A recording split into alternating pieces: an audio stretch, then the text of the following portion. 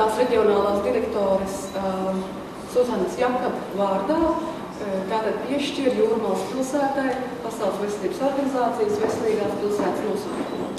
Pasaules veselības organizācija veselīgās pilsētas statusu piešķir uz 4 gadiem, un Jūrmala to šoreiz saņem jau 2. reizi. 60% no Jūrmalas teritorijas aizņem meži, un jau pati daba norāda, ka šeit būtu jābūt veselīgam dzīvesveidam. Taču, lai saņemtu veselīgās pilsētas statusu, ar to vien ir par maz.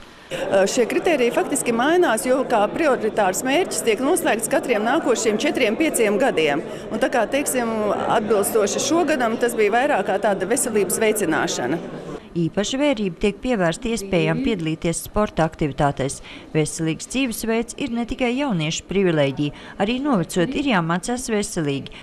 Es domāju, ka Jūrmala ir ļoti harmoniska pilsēta, kurā ir sabalansēta gan ārstniecība, gan rehabilitācija, kas tik tiešām varētu liecināt par to, kad mēs esam uz pareizā ceļa un mēs, teiksim, to atzinību, ko mēs šodien saņemam, to mēs esam pelnījuši.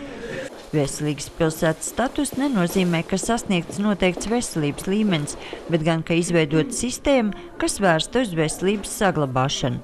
Un vienmēr mums nav bijis laika, resursu domāt par šo profilakses daļu, par to veselības daļu, kura patiesībā ir ilgtermiņā mums vissvarīgākā, jo veselība nerodās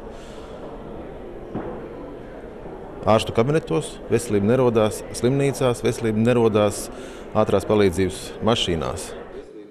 Tiesa veselības ministrs atzīst, ka finanses un profilaks arī turpmāk nevienmēr ies roku rokā, tāpēc cerība esot pašvaldību atbalsts. Pasaules veselības organizācijas veselīgo pilsētu kustībā ir iesaistīts vairāk nekā 100 pilsētas no 30 valstīm Eiropā. Latvijā par veselīgo pilsētu vismaz pagaidām atzīta vienīgi Jūrmala.